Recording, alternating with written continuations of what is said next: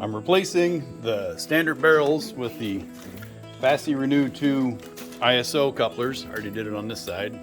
First thing you gotta do is take a punch this thing out, get that thing pulled out. Then there's an E-clip in there, you pull that out, push that pin down and drop this lever down. Then the rest of it just pulls out.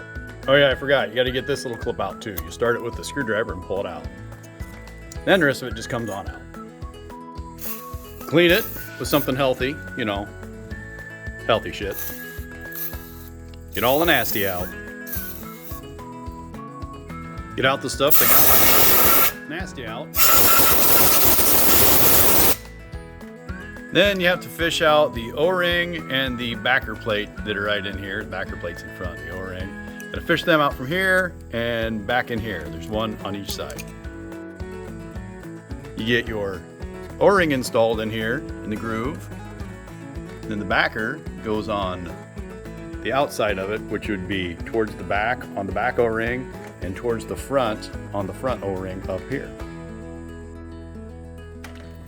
After you get the O-rings in, it's hard to pick up, but I got the O-rings and the backer plates in the front and the back. You get a little hydraulic oil on your new shaft to get it slightly lubed up so it goes in, and you line up that little tab, that slot right there, and you push it in,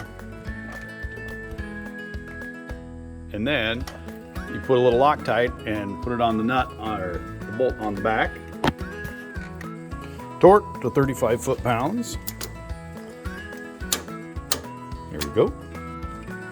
Put the expansion plug in the top, dome up. Give it a good hard tap in the middle to spread it out and seal it up. Put your new dust cap on here and you're done. Now you just gotta do the other side.